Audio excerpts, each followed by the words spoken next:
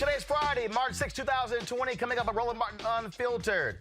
Ooh, Senate Minority Leader Chuck Schumer is in all kinds of hot water over his comments in terms of going after Supreme Court justices.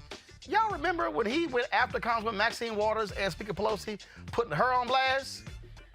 We'll chat with Congresswoman Waters about the hot water that Schumer is in. All right, folks, Nate Woods put to death last night in Alabama. Clarence Thomas issued a stay, and the Supreme Court lifted that stay. Alabama kills an innocent man for the death of 3 police officers. We'll give the latest. Also, Bernie Sanders is trying to drum up support from older voters with a little help from Cornel West. We'll show you their latest campaign ad. And also, crazy-ass Trump is trying to downplay the coronavirus by saying that the stock market doesn't reflect his calm. It's lost 4,000 points in 2 years. All gains wiped out. Y'all know his ass still lying. And also, what's up? Drama between Sanders campaign co-chair Nina Turney and Democratic Biden supporter Hilary Rosen. Yeah, we'll tell you what happened and why I had to go ahead and correct the white woman when it came to MLK. Please, if you're going to go quote Dr. King, quote him for real. Also, Chicago man is shot twice by police for walking between trains. Chicago still being Chicago. And Chicago Congressman Bobby Rush says, I got thrown off the House floor for wearing a hoodie. So why is Florida Congressman Matt Gaetz sitting there with a mask on? It's time to bring the funk. Roland Martin Unfiltered. Let's go. He's got it. Whatever the biz, he's on it. Whatever it is, he's got the scoop, the fact, the find. And when it breaks, he's right on time and it's rolling. Best believe he's knowing. Putting it down from sports to news to politics. With entertainment just for kicks, he's rolling. It's on go, roll, y'all. It's Roland Martin, rolling with Roland now. He's funk, he's fresh, he's real, the best, you know he's Roland Martin now.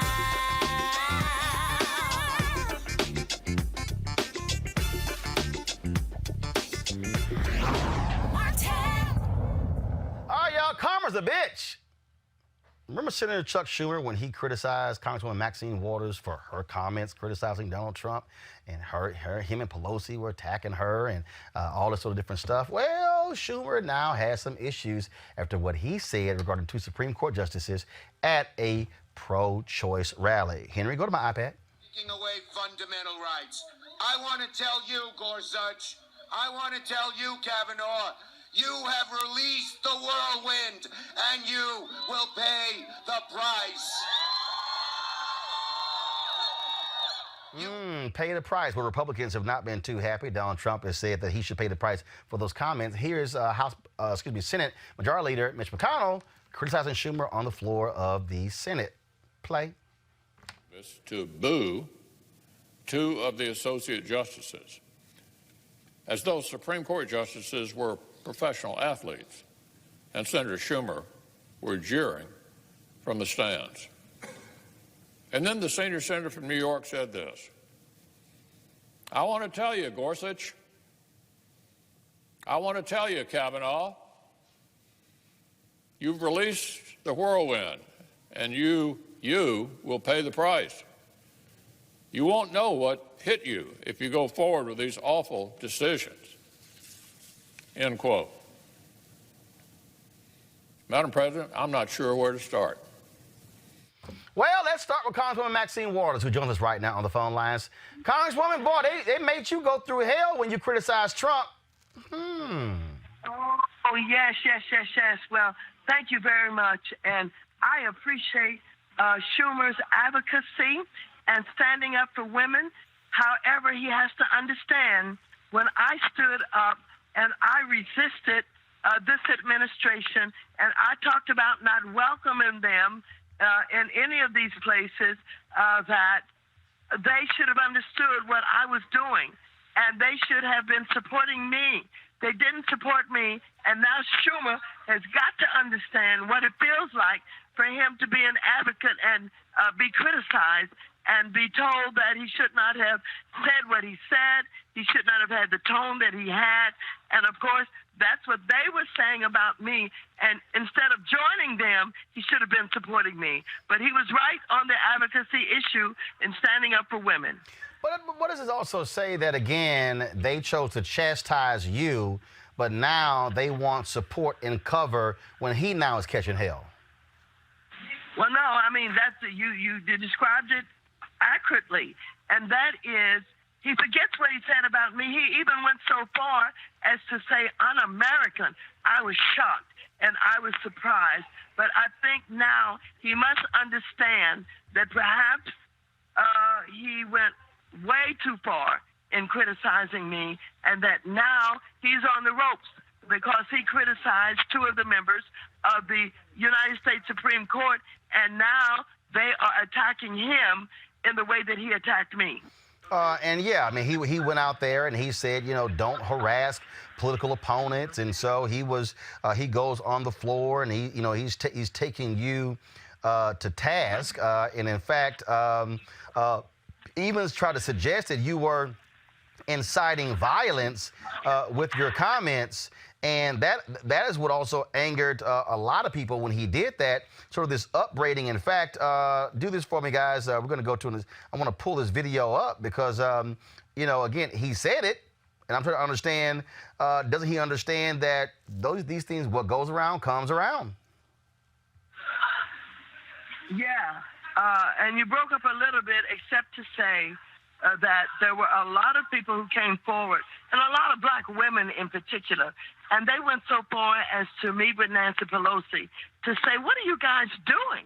How is it that Maxine Waters is standing up for, democratic principles and calling out this administration, taking on the leadership to talk about why this president should be impeached, and you are basically attacking her or undermining her in her advocacy?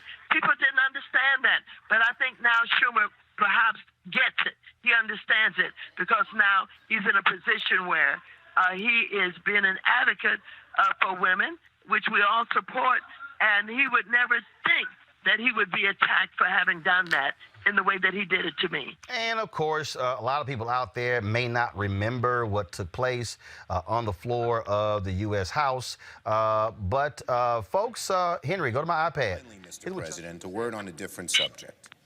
Here in the Senate, we disagree with one another frequently and often fervently. I certainly do. Many of us disagree with the policies of the current administration. In a country as large and diverse as ours, politics has always been a noisy, raucous affair, probably even more so today. And that's okay. But we all have to remember to treat our fellow Americans, all of our fellow Americans, with the kind of civility and respect we expect will be afforded to us. I strongly disagree with those who advocate harassing folks if they don't agree with you. If you disagree with someone or something, stand up, make your voice heard. Explain why you think they're wrong and why you're right. Make the argument. Protest peacefully. If you disagree with a politician, organize your fellow citizens to action and vote them out of office. But no one should call for the harassment of political opponents. Congresswoman, there are a lot of African Americans who don't love the double standard when you, Congressman Al Green, when Congresswoman Rashida Tlaib, Congresswoman Ilhan Omar, Alexandria Ocasio-Cortez, Congresswoman from New York, when you see all of these people of color, black folks and Latinos, who are always being criticized and chastised by white Democratic leaders, they need to realize what happens when the shoe's on the other foot. It is so obvious. I mean, it really does not take a Harvard scholar to understand the double standard. And so if Schumer takes a look at the words that he made about me and me being, I think he referenced un-American, and now understand that he basically was following the kind of leadership that I was given in resisting this administration, resisting a Supreme Court, where you have members of the Supreme Court who obviously are puppets of the President of the United States. If he doesn't understand that what he's trying to say is basically what I was saying all along and what I was leading on all along, and now he's under attack the way that he attacked me, then if he doesn't get that, he really doesn't understand the fact that we should all be together in supporting each other. Because I did not threaten anybody. I simply said you're not welcome. And now they're saying he's threatening members of the Supreme Court. And so what does he expect in the way of support for him when he didn't give it to me? Well, Congresswoman Waters, you're always welcome on this show, so call anytime. We'd love having you on. Thank you so much. Love you, Roland. Thank you. I appreciate Bye-bye. it. Thanks a lot. All right, folks, we'll go to our panel. Quadricos Driscoll, adjunct professor at the George Washington University, Dr. Nyambe Carter, Department of Political Science, Howard University, and Mustafa Santiago Ali, former senior advisor for environmental justice at the EPA. Boy, ain't it interesting when white folks get in trouble? This is Chuck Schumer. He's a peacetime Democrat. He's not an advocate. He's not a fighter. He's already walked back these comments, and nobody really believed these folks were in danger. I mean, Chief Justice Roberts claimed that this is dangerous. I mean, it's insincere. I mean, Brett Kavanaugh basically said the same thing to Democrats during his confirmation hearings, and there was no uproar about any of this. Our own president said that, you know, attempting to impeach him would be the equivalent of a civil war, right, that would happen. So this kind of language happens all the time, but I think Congresswoman Waters hit on something. It doesn't feel good when the shoe's on the other foot, because the same people that you condemn, like her, who could be there to support you, you told them that what they were doing in being advocates for their community were essentially outside of the purview of their job. So, Tiago, the point that I made to Congresswoman is that there's this constant putting black and brown folks in check. Mm-hmm. And now all of a sudden, when Republicans are kicking his ass, now he wants black and brown cover. Exactly. You know, privilege is an interesting animal because when people of color speak out, we get vilified in many, many instances. And when others do it, it's seen as, you know, just politics or, you know, the way that the process works. And then when you go against the Supreme Court, we all know that the Republicans see the Supreme Court as theirs, as this holy institution. So you're definitely going to catch some flack when you do that. So I agree with all the comments that have been made, but looking at in the political context, right, I think we saw this with Howard Dean in, I think, 2004 when he sort of made whatever outrageous comments that he did. Certainly we see... What did he say? He was like, nah, that. And No, the criticism that came, But the result that came as a result of But that was also stupid because it was a rally, Yes. and he was simply firing the crowd up, and that was in 2000. That was in 2004. But my point that is, was pre-social the same media. level of emotion and excitement, both on the Republican side as well as the Democratic side, we see this play out. And I think we're seeing the politics of it play out now that it's Schumer, who is the minority leader, and his comments. So I think it basically boils down to this is ridiculous political theater. I think the difference is, however, is that the Democrats always infight, Republicans fall in line.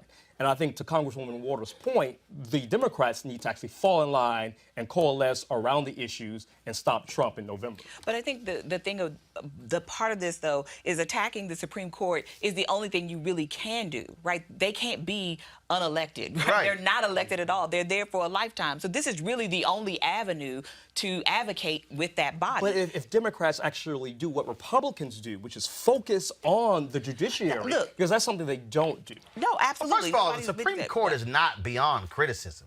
No, I didn't say that, but I'm just saying first of focus all, on the judiciary. Well, yeah, but you can also do both at the same time. Right. I mean, you got Donald Trump criticizing Ruth Bader Ginsburg, criticizing Elena Kagan, criticizing Sonia Sotomayor, and so my whole deal is kiss my ass, shut the hell up.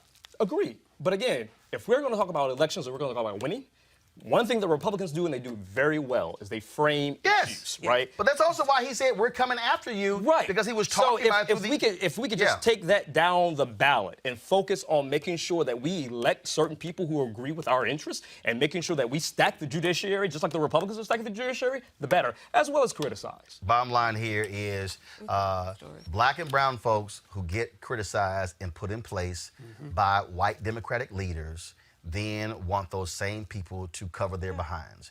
That, for me, is really what this issue is about, and that's why Congresswoman Maxine Waters is saying, see? See what happens when it happens to you? And so I'm sure Chuck Schumer's eating some crow as a result. All right, folks, we talk about, of course, what happens last night on CNN. Lord have mercy. Nina Turner, of course, who's the co-chair of Bernie Sanders' campaign, got into this huge back and forth with Hilary Rosen, who is, of course, Hilary is with, she's a Biden supporter. And, they were talking about the whole, the race and going back and forth. But what really made this thing get out of line was when they began to talk about Dr. King and letter from Birmingham jail.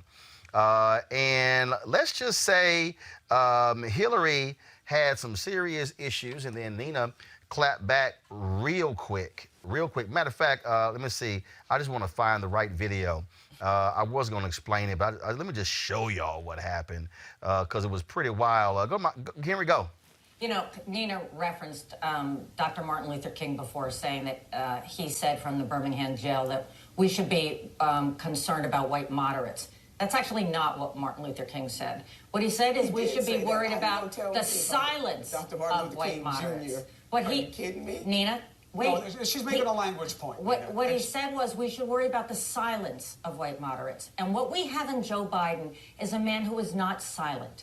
He has a long record, and many votes that in today's world feel like the wrong thing were the wrong thing, and he has discussed that over and over again, as Bernie Sanders did on the gun votes and other things. So we can be talking about votes from 20 years ago, or we can be talking about people's values and who they trust. Last quick point. And that's what Joe Biden's going to be talking about. Last quick point to you, Nina. What Reverend Dr. Martin Luther King Jr. was talking about, he said, it is the point that the white moderate wants things to be comfortable, and instead of focusing in on that, the bigger threat is not necessarily the white KKK member, but more the white moderate that is more comfortable with keeping things the same and pretending like there is no tension. Don't use Martin Luther King against Joe Biden. You don't have that. You don't have that standing. First of all, I'm sorry, you don't.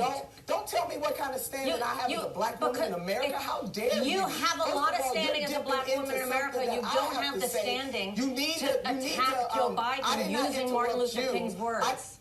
I didn't attack anybody. You're taking it that way. Listen, don't dip into what I have to say about the Reverend Dr. Martin Luther King Jr. How dare you, as a white woman, sit up here and try to tell me, to tell me what I'm supposed to feel and what I'm doing right now. I'm out of time on this. That's something wrong. Chris, I didn't jump in on her, Nina, though. And then she wants to jump in on me and give First me of all, a it's certain not nobody's interpretation. jumping in on anybody. You guys are in the same party. This is what you guys have to figure out. You're in the same party. And let me tell you, you better keep that same energy when you're up against Trump that you have against each other, because he is bigger and badder than I think you guys are ready for. But let's agree on this about Dr. King. Only light can drive out dark. First of all, really, Chris, I can't. I love it how we always looking for this consummate Dr. King quote to wrap everything up. So here's what happened, y'all. Henry, go to my iPad. Hilary, this morning, after she got her ass lit up on social media, I'm talking about lit up, she tweeted, "I'm horrified that anyone would think I would call Nina Turner an angry black woman. I would never. After the TV hit last night, I was getting tons of ugly messages to keep fighting her using that phrase. I was trying to tell people to stop because I knew I needed to apologize. I unequivocally know I disrespected her, and I wanted to make it right by telling disgusted white folks to stop. Wow, did that tweet go wrong? I am so sorry. I've called Nina to apologize directly. Whether or not she takes my call, I am still humbly sorry." Now, last night, I saw the exchange, and I text Nina, and I was like, wow, that was interesting. I said, see, now Hilary gonna make me go out and get and actually on the counter in my kitchen, I actually had my copies of Why We Can't Wait, as well as Dr. King's book, Chaos or Community, Where Do We Go From Here? And so what I did last night was pull that up, and what's interesting is that the letter from a Birmingham jail, folks, was about nearly 7,000 words. 7,000 words. Silence was used one time. King said the silence of good people. 7 or 8 times in that speech, he was very specific about the white moderate. In fact, if you read King's book, Chaos or Community, Where Do We Go From Here, you will see that there are a number of passages in that book where he talks about the white moderate, who they sided with, who they were with. Now, part of the issue here is that you have a Hilary Rosen, who is white, who's like, I dare you call Joe Biden, this white moderate. But here's the deal, though, that Hilary Rosen has to understand. If you go back early in Joe Biden's career, that's exactly what he was. Joe Biden was one of the people who gave comfort to segregationists, who aligned with the likes of Strom Thurmond and Jim Eastland in the United States Senate, okay, who fought busing as well. If you read Bob Brown's book, he talked about how Nixon quietly ushered in busing to avoid some of the drama that was taking place. And so history is history. Now, just because Joe Biden, you say today, is different than Joe Biden in the early 1970s, it doesn't negate who the Joe Biden was in the early 1970s. The other thing is this here, and y'all have heard me say this, I really need white people to, if you're going to quote Dr. King, stop trying to quote Dr. King in a way that fits your narrative and deal with the radical Dr. King that we all knew he was. See, that's part of the problem that I think you see here with a lot of people who go through this. What they do is that they want to find this one little quote. Dr. King said this, versus looking at in totality what he said. King wrote in KSR Community that whites were far more comfortable aligning with segregationists after the Black Freedom Movement than they were with freedom for Black folks. He talked about in that particular book, which I say to y'all, every person should have a copy of that book on their shelf. It's a phenomenal book because he lays out in that book how the white moderate did not truly understand the history of racism and white supremacy in this country. And then he even said that they were not prepared to even deal with that particular history. That's what happens all too often when all these conversations take place, because you got folks who really don't want to look at that expansive Dr. King. In fact, this is what I wrote. MLK wrote in KSR Community, Negroes were heated, especially the fact that many whites felt that the Negroes had gained so much. That was one. This is a King quote. White Americans left the Negro on the ground and in devastating numbers walked off with the aggressor. It appeared that the white segregationists and the ordinary white citizen had more in common with one another than either had with the Negro. He also wrote, he said in here again, as he went through this whole deal, he said that we will have to repent in this generation, not merely for the hateful words and actions of the bad people, but for the appalling silence of the good people. That's where he used the word silence and left from Birmingham jail. Then he also said, again, on 7 different occasions, he talked about white moderates. And so this continues to happen all the time, which is why I hate when MLK birthday come up, when people stand there. Dr. King wanted us to all get along and wanted us to hold hands and wanted us to love one another. He was a man of peace and No. He was a radical voice who called out white moderates specifically for their inability to confront their white supremacy and their white privilege. That, Mustafa, is what, as I was watching that, and which is why Hillary had to backtrack, because Black women were all in her ass after that exchange. Nina's a force, and Hillary should have known better than to even go there. And, for me, there was a phone call that probably happened last night from the vice president saying, you know what, I got traction right now with Black folks. Shut the hell up. And you messing it up. And that's it. And Dr. King was a revolutionary. If you remember, the early church leaders did not want to get down because his ideas and his actions were so revolutionary. Roy Wilkins, head of the NAACP, called Dr. King a radical in 1959. Exactly. So, for folks, and here, let's just have some real talk. We know that moderate policies have been devastating to our communities because they don't move the needle. And that's why you have to have revolutionaries who are willing and able to push to make real change actually happen. And that's the reason that progressives scare folks so much also. And in KSR Community, Dr. King talked about very few white voices who were willing to go all the way when it came to the issue of Black freedom. And what happens here, and again, first of all, when you tell a Black woman she don't have the standing, Black people take MLK real personal when somebody white tells them that. Well, I mean, Hilary Rosen did what white women often do to women of color, which is be quiet, right? Don't make us uncomfortable, and don't say anything we don't like. But what I really want us to get back to is this isn't just about misquoting Martin Luther King and picking and choosing the pieces. Even Bernie Sanders, in calling for Hilary Rosen and Joe Biden to rebuke this, couldn't say anti-black racism, couldn't say black people. He said this is offensive to Nina Turner and people of color. And I think that's a problem, because even for the white progressive, you can't just say what it is. There was a problem with this white woman telling this black woman that she could not claim this black man and his words in talking about what she sees as her vision for her politics going forward. And you can't even say that as the candidate she was defending. I think it's really rich that you have two women sort of battling it out and using this black man to talk about two white men who will ultimately assume the office. I think that is actually even a perversion of Martin Luther King to a certain extent. But I think it's a real moment, right, where we see how whiteness, even in all of its liberalness, its progressiveness, still can't really deal with anti-blackness in any real way. And Quadricos, the reality is this here, and this is where, for African Americans, when you talk about this return on investment, it's real clear, bruh.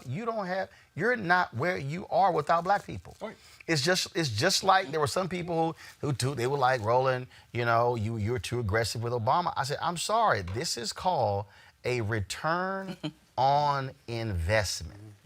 That's what happens. And so, absolutely, Joe Biden, like I said it already, Joe Biden wins. First and foremost, he should say, all right, when I'm being made Speaker of the House. I mean, because the bottom line is, it's a return on investment. And I think what happens all the time, man, is that there's this sort of attitude like, thank you very much, but now we're going to take it from here. It's like, no, we have to push the white moderate to become a white radical on these issues. Right. We have to continue to push, unfortunately, white people in general to understand these issues. But you're absolutely right. I mean, the first thing that Biden needs to do, assuming that he will be the nominee, right, is appoint a black woman as his vice president, take care of his promise of supporting a black woman on the Supreme Court, and quite possibly position James Clyburn in a higher position in the House. I mean, he owes his candidacy at present to black people, particularly black women. That created position to allow him to be in the leadership, because we all know that actually there are three positions, and that is the Speaker of the House, that is the House Majority Leader, and that's the whip. And that's the whip. And that's the reality. Exactly. And so, again, so when you saw this whole back and forth, you have this whole effort where, okay, we got to protect Biden or protect Sanders. Like, no. We can have an honest conversation about who they are. We can have an honest conversation about language that they use, and not be afraid to say, I need you to stop. But that's just the using problem. Such language. White people can't have such honest conversations, right? Because in many respects, it's white guilt, it's their white privilege, and whatever else that they're sort of suffering with. And so we have to continue to push the mark, unfortunately. But I've been saying this for quite some time. We really need allies. And unfortunately, we don't have the same level of allies because of this contentious issue of race in our country that, say, the gay community had, which is why they're sort of certainly more mainstream. And we're still arguing for equalization of blackness and for normalization of blackness. And it's quite sad that in 2020 that we're still having this sort of conversation, but we have to be the moral exemplars, like King, to continue to push our leaders and to ensure that there's equity across the board. Fundamentally, we need to trust black women on these issues. I think, well, first of all, here's the deal. We got to trust black women and black men. No, and the reason I say black women and black men, because guess what? When Doug Jones ran in Alabama, he got 96% of the black female vote. Right. And he got 93% of the black male vote. The deal is, it's very simple. In this country, white America has always needed to be made to feel comfortable when we talk about race. We have to qualify, back it up, hold up, let me sort of fashion it this way, as opposed to say, no. And that's why, look, understand, I dealt with that. I remember, I remember we were, I was filling in for Campbell Brown at CNN, and we were discussing a story to do. And what happens is when I'm processing, when I'm actually visualizing, going through, I'll sit there and I'll cross my arms, and I'm looking off at a spot, and I'm thinking, Now, I'm not smiling and everything. I'm just sitting and I'm like, but I'm thinking. So I get called into the office, and so it was 2 white male producers, and they go, that was a little uncomfortable. I said, oh, no. We are not about to have a thinking while black conversation. I said, no, that's not about to happen. And so I would often challenge their whiteness in their face, and they had a problem with that. I remember another white executive, who was an executive producer, told me that, you know what, I think you really need to step back and realize the opportunity that you've been given. And it was a very paternalistic conversation. And I said, Scott, let me explain something to you. I got 5 revenue streams, and y'all are number 3. Meaning there are 2 that are higher than you. I said, now, if this ends, I got 4 more. I said, and I had an interview with Darryl Strawberry that they wouldn't run. I said, fine, I'm gonna run on my show. And it was kind of like, I'm like, yes, that's why I have my other show on TV One. And it was this whole deal of like, whoa, hold up. He's making decisions, and he's actually rebuffing, and he's not being appreciative of what we're providing. And I told him, I said, I've run 3 black newspapers. I said, CNN is not better than places I've run.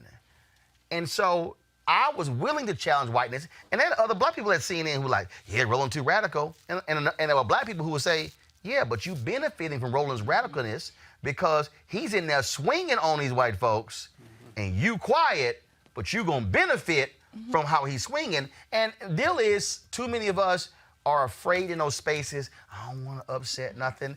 And it was like, look, I'm going to get fired anyway. So that's just how I started every job anyway.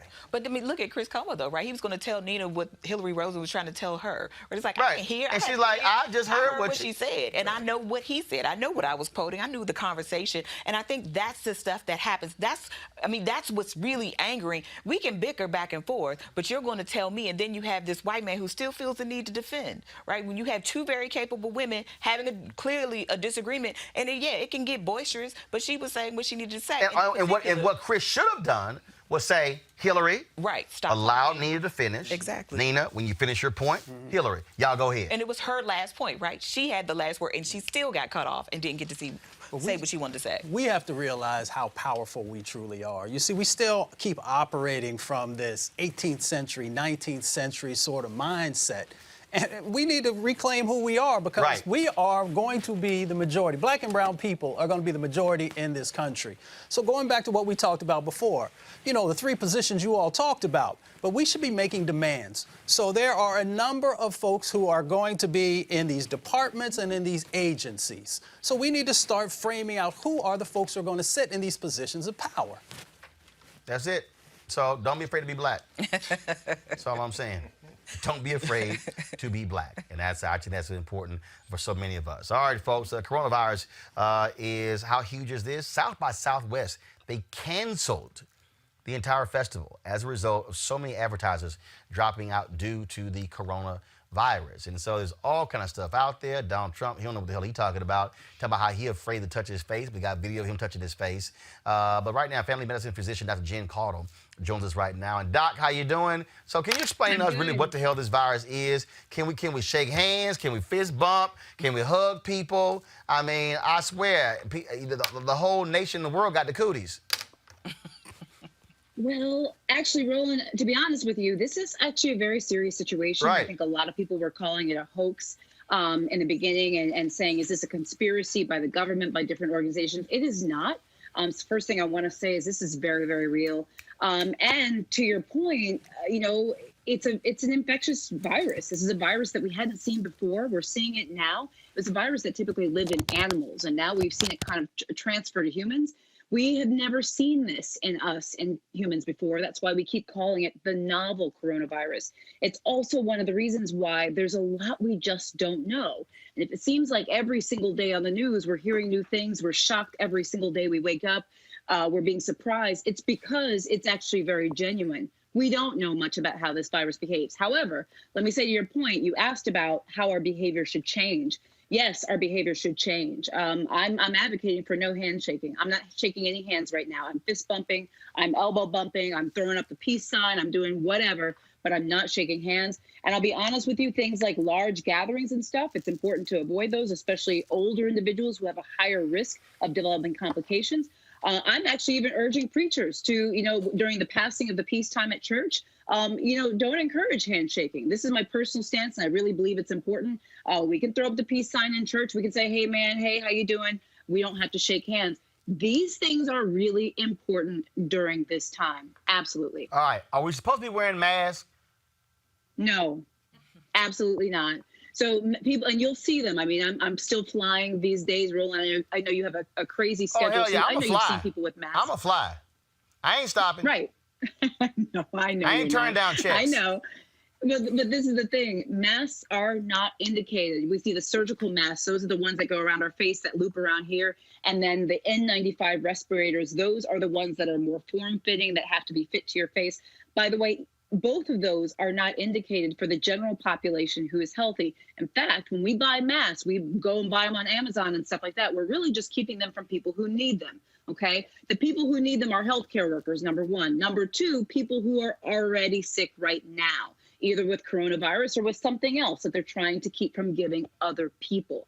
These are the only populations right now in this country that need to be wearing masks. So people leave the masks alone. They're not going to help if you're healthy. All right, they keep saying wash your hands. How many damn times? What?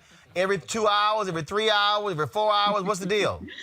Okay, washing hands is so important. And I know it sounds almost like common sense. It really should be, but there are a lot of people actually who do not wash their hands regularly. We should be washing our hands before we eat, after we eat, when we prepare food for other people, after using the restroom, when we're taking care of other folks. We should be washing our hands, honestly, throughout the day. You touch doorknobs and elevator buttons and all sorts of stuff. You shouldn't then go get lunch and start eating. You need to wash your hands, okay? Okay, so we need to make sure that we're using... But I'm trying to figure out how often. Yeah. So there's no number. Look, there's no magic number. Yeah, but damn, it's different. Everybody does different things. Yeah, but damn, it's 24 hours in a day. I'm just saying, what am I supposed to be doing? So like how often am I washing hands? If I touch any door, go wash hands? No. So I'm going to mention the things I just said because it's really important. Before we eat, after we eat, if we're preparing food for other people, after going to the bathroom. If you've been touching a lot of things, you've been out and about, you come home, wash your hands. There is no magic number. I can't say, Roland, we have to wash our hands 20 times a day. That's going to be different for everybody depending on what you've been in contact with, what you've been exposed to. All right, hand sanitizer. Does it actually work? I keep seeing yes, it does. Alcohol content needs to be above 60%. How often should we be using hand sanitizer? Yeah, hand sanitizer. And does hand sanitizer replace washing hands? Okay, so we want you to wash your hands first. Washing hands is actually the priority. It's the most important way to get our hands clean. But if you don't have access to soap and water, and by the way, you should be washing your hands 20 seconds with soap and water, scrubbing. 20 seconds is how long it takes to sing the happy birthday song twice. You said scrubbing. So should we be carrying around a little brush? And are we just sitting here just washing? Just sitting here washing, as you say. All right. But with the soap on our hands, you get between the fingers, you get underneath the nail. You make sure you keep that soap on there long enough for 20 seconds. That's singing the happy birthday song twice, back to back. That's about 20 seconds, then rinse. But back to your question. Dan, does Stevie Wonder happy birthday song? Say that again? Dan, does Stevie Wonder happy birthday song? That take longer. Well, you're going to have to do an abridged version that lasts about 20 seconds. How about that? Okay? All right. Hand sanitizer, Roland, let me answer this real quickly before we jump off. Hand sanitizer is good if you don't have access to soap and water. But remember, if your hands have grease or oil or dirt on them, hand sanitizer will not work. You need soap and water. But you need a hand sanitizer that has at least 60% alcohol content, like you mentioned. But the higher, the better. And remember, I just noticed this. My hand sanitizers, they actually have expiration dates on them. So check the expiration dates and don't be using old crusty hand sanitizer. All right, last question. I can't deal with ash. So if I wash my hands and I use hand sanitizer, can a brother put on some lotion? Yes, you can put on lotion. I'm just checking. It's okay. And by the way, different hand sanitizers are made differently in terms of the alcohol content and the other ingredients. So if you shop around, you might find one that doesn't make you too ashy. All right. Dr. Jen Collowitz, really appreciate it. Thanks a lot. Thank you. All right, folks, we're going to go to a break. When we come back, we're going to talk to Deborah Owens about coronavirus and how it's impacting the stock market, your 401k, and should you be taking advantage of this when it comes to buying stocks? That's next right here on Roland Martin Unfiltered. Want to check out Roland Martin Unfiltered? YouTube.com/Roland S. Martin. And subscribe to our YouTube channel. There's only one daily digital show out here that keeps it black and keep it real. It's Roland Martin Unfiltered. See that name right there? Roland Martin Unfiltered. Like, share, and subscribe to our YouTube channel. That's youtube.com/Roland S. Martin. And don't forget to turn on your notifications so when we go live, you'll know it. All right, so a lot of y'all are always asking me about some of the pocket squares that I wear. Now, Robert don't have one on. Now, I don't particularly like the white pocket squares. I don't like even the silk ones. And so I was reading GQ magazine a number of years ago, and I saw this guy who had this pocket square here, and it looks like a flower. This is called a shibori pocket square. This is how the Japanese manipulate the fabric to create this sort of flower effect. So I'm going to take it out and then place it in my hand so you see what it looks like. And I said, man, this is pretty cool. And so I tracked down, it took me a year to find a company that did it. And so they make these about 47 different colors. And so I love them because, again, as men, we don't have many accessories to wear, so we don't have many options. And so this is really a pretty cool pocket square. And what I love about this here is you saw when it's in the pocket, you know, it gives you that flower effect like that. But if I wanted to also, unlike other, because if I flip it and turn it over, it actually gives me a different type of texture. And so therefore it gives me a different look. So there you go. So if you actually want to get one of these shibori pocket squares, we have them in 47 different colors. All you got to do is go to RolandSMartin.com/pocket squares. So it's RolandSMartin.com/pocket squares. All you got to do is go to my website and you can actually get this. Now, for those of you who are members of our Bring the Funk fan club, there's a discount for you to get our pocket squares. That's why you also got to be a part of our Bring the Funk fan club. And so that's what we want you to do. And so it's pretty cool. So if you want to jazz your look up, you can do that. In addition, y'all see me with some of the feather pocket squares. My sister, who's a designer, she actually makes these. They're all custom made. So when you also go to the website, you can also order one of the customized feather pocket squares right there at RolandSMartin.com/pocket squares. So please do so. And of course, that goes to support the show. And again, if you're a Bring the Funk fan club member, you get a discount. This is why you should join the fan club. As I said, folks, South by Southwest, the major show in Austin, Texas, has been canceled as a result of the coronavirus. The travel industry could be impacted by more than $100 billion. Conferences and cruises and all kinds of events all across the world are being canceled. The stock market, my Lord, down 4,000 points, wiping out the last 2 years. So what the hell do we do? Do we freak out or do we sit tight and take advantage of the crisis? Joining us right now is Deborah Owens, America's Wealth Coach. Deborah, how you doing? I'm doing great. All right, so 4,000 points gone. Last 2 years, Donald Trump is freaking the hell out because he wanted to run on the economy. He first told us, this coronavirus is no big deal. Y'all just go to work. Now he couldn't go to the CDC in Atlanta because somebody there had the coronavirus. So this thing is real, and actually it is spreading in the United States. It's spreading, but what I say, Roland, is let's not panic. The truth is that when folks can die from something, panic gonna happen. Well, panic will happen, but the truth is that we've had all kinds of things happen in this country, and we've had the market be volatile. At the end of the day, what people need to understand is that the market was pretty much due for a correction.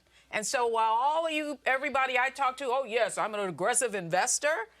Well, are you? Because this is what you should anticipate. If you have, let's say, 70% of your money in stocks, you should be prepared to see that investment go down by 60% in 1 year. Historically, that's what happens. However, I said, and even with the balanced portfolio, where you only have 50% in stocks or 50% in bonds, you should be ready to see your investment value go down by, in some cases, 30% in 1 year. The issue becomes that I just said go down. I said decline. you haven't lost anything until you sell. And what really disheartens me sometimes in our community, because many of us are investing in our 401ks, and we are basically choosing target funds or whatever the allocation is based on our age, we have no clue about what's in our investments or how to review them. So I like to give people strategies, and those strategies right now, just like you have the 3 R's in education, you have the 4 R's in financial education. All right, what are those 4 R's? This is what people need to be doing. The first thing they need to do is reassess. And when I say reassess, you thought you were an aggressive investor, or you thought you were okay with your money going down. Are you? Probably not. So the fact is that your money has probably appreciated, and you have more in stocks than you started out with when you started, right? So let's just say you were 3 years ago, your portfolio went up significantly, and so now you're sort of out of balance. Now you need to really look at, okay, how much should I have in stocks, right, and how much should I have in bonds? The second thing I want to say is review what you have. So many people are on autopilot. They don't even know what they have in their portfolio. So if I got a mutual fund, I need to review what's in it? Yes, you need to review what's in it. Okay. One of the easiest way to do that, Roland, is to go to Morningstar.com, which ranks mutual funds. And what they do is they rank mutual funds from 1 to 5 stars. It might so happen that your funds were doing well at one time, but they're not. So you want to make sure your funds are at 4 stars or more. What's the website? Morningstar? Morningstar.com. All right. The next thing you want to do is you want to research. And so you're going to research at Morningstar.com, and you're going to look at how your investments perform in up and down markets. And you're going to, because they have what's called a beta, and it'll tell you, I'm not going to get too technical, but it basically tells you about volatility. And so if this makes you uncomfortable, now's the time to look at some funds perhaps that aren't volatile. And then last but not least, the last thing that folks need to do is reassess. Okay, so I just gave you 3 other R's. Now you're going to look at rebalance your portfolio. Okay, so how much should you have in stocks? How much should you have in bonds? How much should you have in cash? For most people, their money's in their 401k. It's retirement money. You should still be somewhat you should still be in growth mode. And in fact, what I would encourage folks to do is now's the time perhaps to, if you do invest in individual stocks, to take a look at what are some of those companies who have fallen, okay, just based on panic.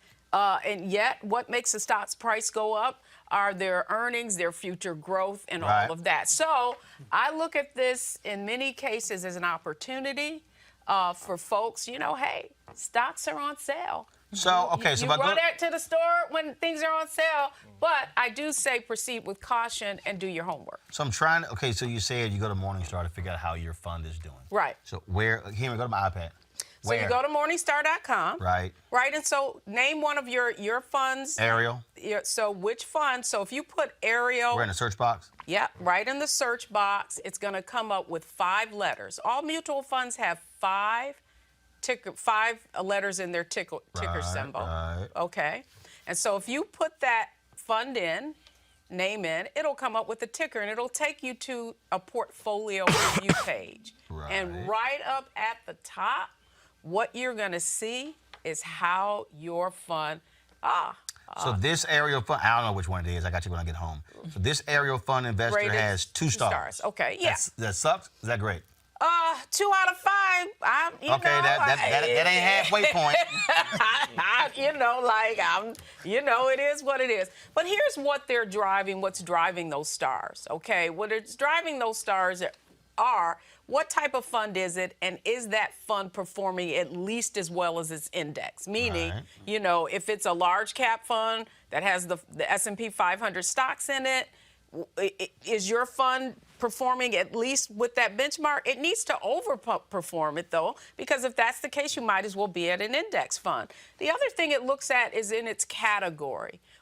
How is that fund performing versus other funds just like it? How is it ranked? All right, so if I got a fund and it's sitting around at 1 or 2 stars, You need You got to, more money? You need to, yeah, you asking need to rebalance. Yeah, you need to. Okay, when you say rebalance, that means move your money somewhere else. Your money, right? So you need to look at where are the other opportunities, where are the funds that have consistently performed, Right. and have a 4 or 5 star ranking. That's one of the first things you should do in your portfolio. So shouldn't your financial advisor also be giving you that advice? Absolutely, that's what you pay him for, Or her. Or her. But what I would say is that. Mine is here right now. So why you gonna put me on Front Street like that, Roland? Why? Toy Salter, you ain't sent me a damn email or phone call. You ain't done shit. Not a damn thing. Toy Salter.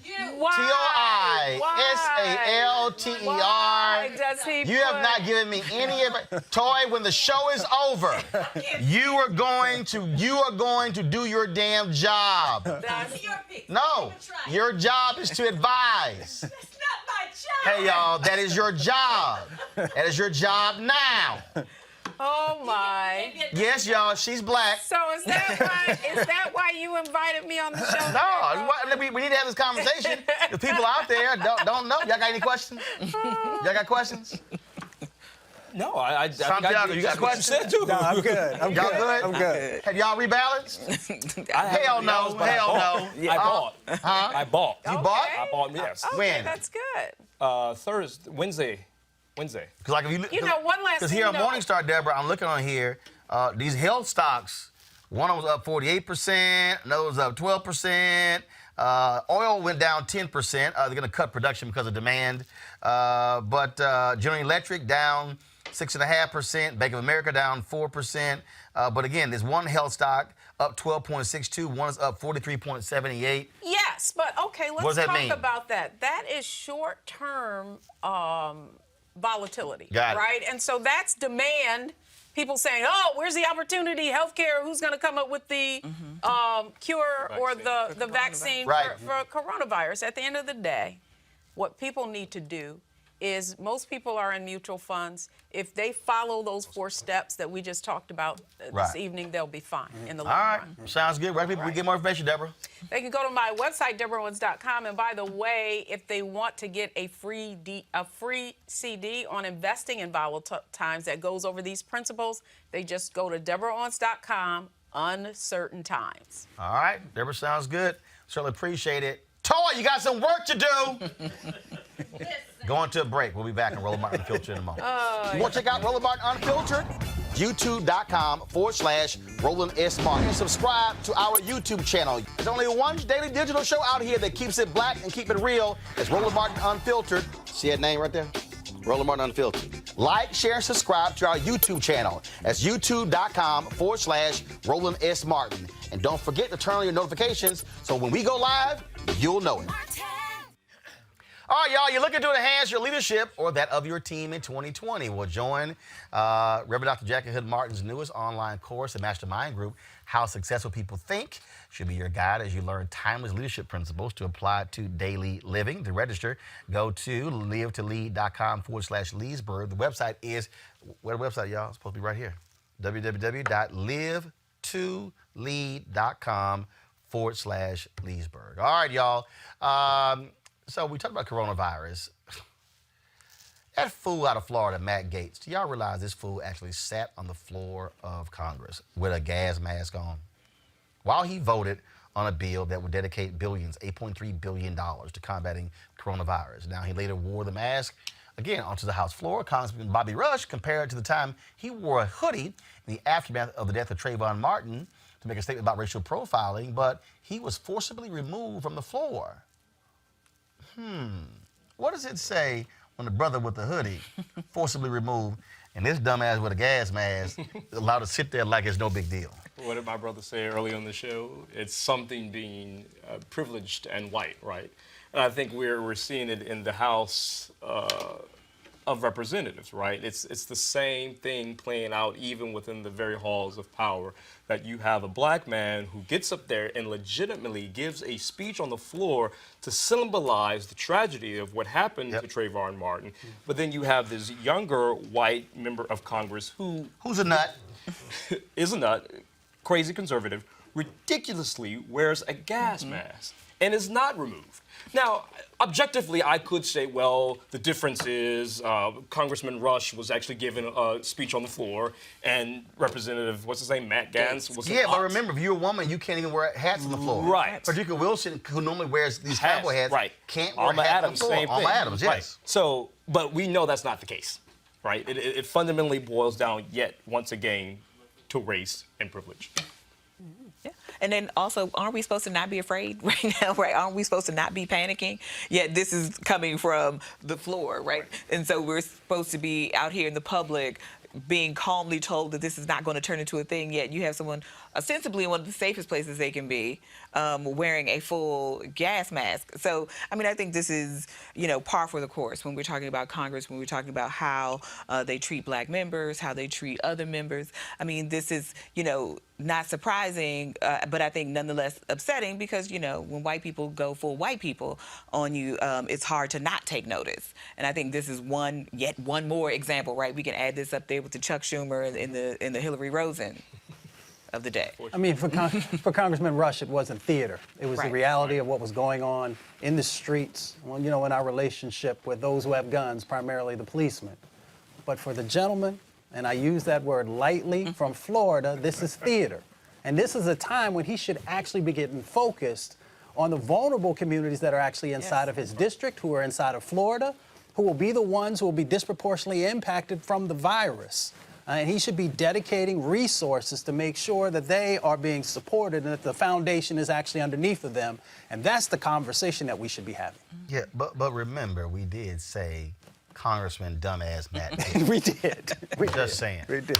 All right, y'all, the Sanders campaign has dropped this new ad featuring Dr. Cornel West, imploring folks to vote for him. Check it out.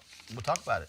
We're living at a moment where the very future of democracy is at stake. So this is no ordinary campaign. This is a movement that has a spiritual and moral coming together. Strong coming together. It's part of the genius of Hebrew scripture. I don't care if you're Muslim. I don't care if you're Christian. I don't care if you're Jewish. I don't care if you're Buddhist, Hindu. It says the spreading of Hesed, the spreading of that steadfast love to the orphan, the widow, the fatherless, the motherless, the oppressed, the occupied, the dominated. It's rooted in the best of America, but it looks to the world and it says a precious baby in Ethiopia, in Guatemala. It could be in Tel Aviv or Gaza. It could be in Argentina. It could be in New Hampshire. They all have the same value. They all have the same significance. That's a moral and a spiritual dimension. And I thank God my dear brother Bernie Sanders has got the integrity, the courage, the vision to bring us together and say, not a milquetoast neoliberal running against the gangster. We got to have moral and spiritual power behind our movement. Are we going to stay together? Are we going to fight together? Are we going to go all the way together behind Bernie Sanders? Let's do it. Stay strong.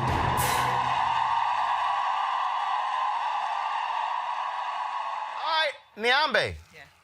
I mean, look, I guess it's fine. I don't know who it's supposed to be for. I don't know that it's going to bring in older black voters into the fold. And I actually think it's an interesting week for Bernie Sanders because he put out that Obama ad on Monday, which had Wednesday, I think it was, had a very different feel to it than this particular ad. And given that Cornel West was one of Barack Obama's chief critics at a time, I think it's a really interesting contrast in ads. And I'm not certain what Bernie Sanders' black strategy is at this point. Are you trying to put yourself next to the most establishment black Democrat that you could find, Barack Obama, also one of the most beloved, and then you pick Cornel West at the end of the week? I'm not certain what this is going to mean as a communication strategy. I don't know what it does. I don't know who knew it brings it to the fold. I don't know that Cornel West has enough of that to pull older black voters. Quadrico. I'm in agreement. I think Bernie Sanders said on MSNBC with Rachel Maddow that he very well is in so many words, he's not necessarily going after the black vote because he necessarily can't compete with James Clyburn and Clinton, and the fact that the fact that Joe Biden was Obama's VP. So to your point, I think while Cornel West is the focal point, I think this ad continues to appeal to his same supporters. Yeah. And that is, activist progressive whites, certainly, and there are activists and progressive blacks and Latinos and Asians. And so when I look at that ad, while it's great in some ways, it certainly doesn't get to the demographic of black folk that he's trying to attract. Santiago, he dropped this ad, but he also canceled his speech in Mississippi with the mayor of Jackson, Mississippi, Chokwe Lumumba, to go campaign in Michigan. I mean, and that says a lot. I mean, we know where a lot of black folks is at. So black folks is in Mississippi. Black folks vote in Mississippi. We've said about every candidate during this season that you got to show up. You got to be there if you want people's vote. I have a huge amount of respect for Professor West. I appreciate him sharing all these various things that are going on in our country and across the planet. But I'm not sure if this ad helps to expand the base. And I literally, when I saw it, I was just like this. All right. We'll see. We'll see. In Chicago, 2 cops responsible for shooting 33-year-old Ario Roman have had their police powers stripped. Last Friday, Roman was stopped by officers for crossing cars on a train, which is a violation of a city ordinance. The officers chased Roman to the platform of the Grand Red Line station. They wrestled him to the ground, tased him, pepper sprayed him before shooting him twice. Be warned, folks, this video can be triggering to a lot of you. So here we go.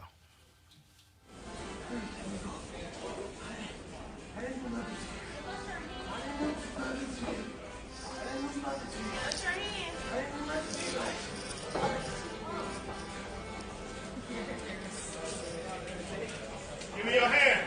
7-3, 5-3. I didn't do nothing to you. Don't see why 5, man. I didn't do nothing to you. 7-3, 5-3. I didn't do nothing to you. 7-3, 5-3. I don't want to punch you. I don't want to 7-3, 5-3. Shoot him. No. Shoot him. No. Stop resisting. Please. Mason. Please, I'll give me your hand. Give me your hand. Stop trying. Okay. 7-3, 5-3.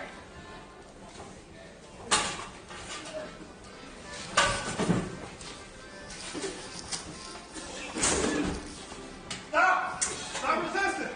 Stop resisting! Stop resisting! Stop resisting! Stop! Stop resisting! Stop resisting! Stop! Stop resisting. Stop! Stop resisting! Shoot him! No! Sir, put your fucking hands down. Put your fucking, give him your hand. Give him your hand. Give him your hand. Get out! Get out!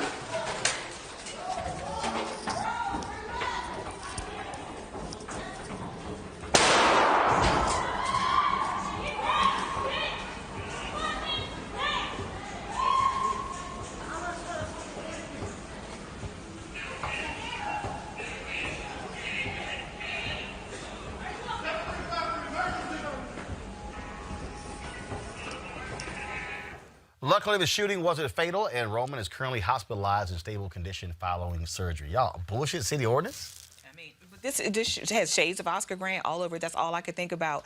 And, it just shows you how little the police have actually learned in all of this. It doesn't matter how many protests, how many people they kill, how many people they maim, injure, how many people they traumatize. I'm certain those people in that station were scared, right? They have learned nothing about de-escalation. The only option that they have is to escalate the situation. This could have been a ticket.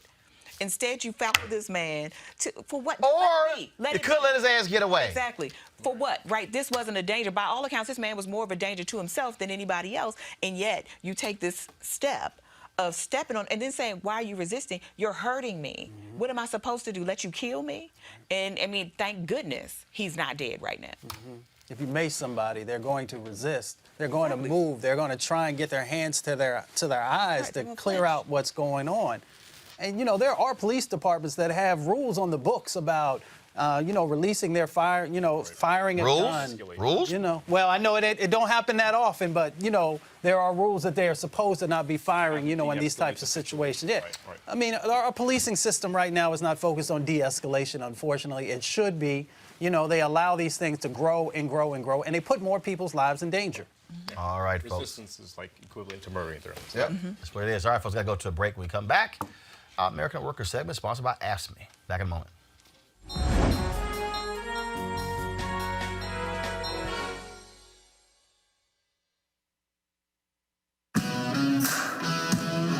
Everywhere you look, working people are drawing on deep reserves of strength. And every day, they fight for all working people to get a fair shake, a voice on the job, a seat at the table. Working in public service isn't just a job, it's a calling. The corporate CEOs and the wealthy special interests are coming after us, but we are no strangers to adversity. We know how to take a punch, and we don't expect anything to come easy. We will fight back together. We will defend our rights and freedoms together. We will build power in numbers together. We are fearless. We are fierce. We never quit. We are AFSCME.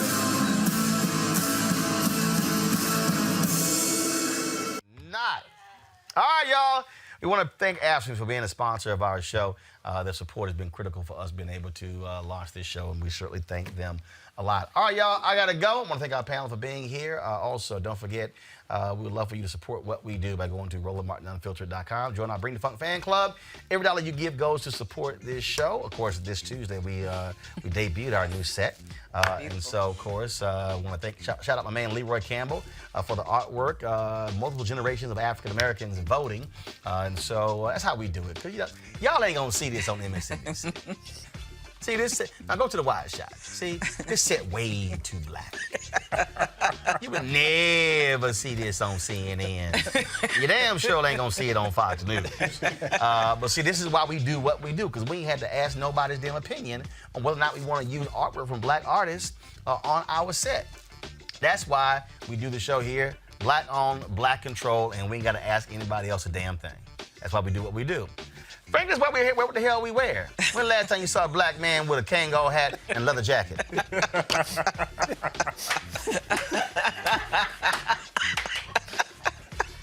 With his hair like that. Give me a shot of Quadrico. You ain't seen no black man on CNN and Fox News with a hair like that. I MSNBC with my hair like that. Yeah, but they ain't call you back. Solo shot, Quadrico. That's absolutely. Dr. Carter, she trying to be all normal. Trying to be but you got the mohawk look though, with on the side and everything. I appreciate it. Yeah, so this is a really black show. That's why we do what we do. So go to RolandMartinUnfiltered.com, join our Bring the Funk fan club. We want to thank Congresswoman Maxine Waters for calling. And see, let me tell you how black that is. She called us 20 minutes before the show. She said, Roland, I want to come on. I said, Congresswoman, I ain't got to ask nobody. Why? Because I own this shit. And that's why we do what we do. So, we always end the show every Friday running the list of people who have given to our show, who are our donors. If you do not see your name, send us an email. We'll cross-check if your credit card cleared. Some of y'all know what I'm talking about. All right, see you guys. Don't forget, we've been live streaming the Black Women's Roundtable Conference here in Washington, D.C. for the last 2 days. It's going to be happening this weekend as well. So go to our Facebook page, YouTube, and Periscope as well. To check out all of our coverage. If you missed the earlier plenary sessions, go to the YouTube channel, take a look at it. Don't forget to subscribe to the YouTube channel and click, please, live notifications. So when we go live, you know exactly what happens. Y'all know how I end the show. I gotta go. Ho!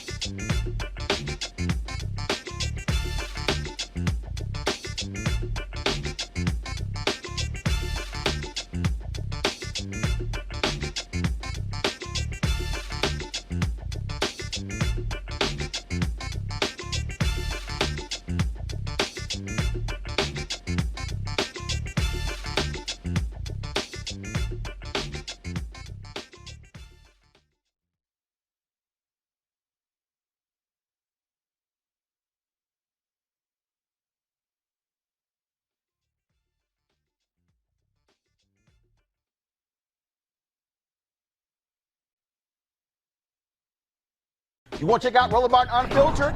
YouTube.com/Roland S. Martin. And subscribe to our YouTube channel. There's only one daily digital show out here that keeps it black and keep it real. It's Roland Martin Unfiltered. See that name right there? Roland Martin Unfiltered. Like, share, and subscribe to our YouTube channel. That's YouTube.com/Roland S. Martin. And don't forget to turn on your notifications so when we go live, you'll know it. Hey everybody, this is your man Fred Hammond, and you're watching Roland Martin, my man, Unfiltered. Hi, this is Essence Atkins, and you're watching Roland Martin Unfiltered. Hey, yo, Peace World, what's going on? It's the Love King of R&B, Raheem Devon, and you're watching Roland Martin Unfiltered. Hi, my name is Brescia Webb, and you're watching Roland Martin Unfiltered. Ow. Well, I like a nice filter usually, but we can be unfiltered. What's going on? This is Tobias Trevelyan, and if you're ready, you are listening to and you are watching Roland Martin Unfiltered. What's up? I'm Lance Gross, and you're watching Roland Martin Unfiltered. Hi, this is Cheryl Lee Ralph, and you are watching Roland Martin Unfiltered. I mean, could it be any other way? Really? It's Roland Martin.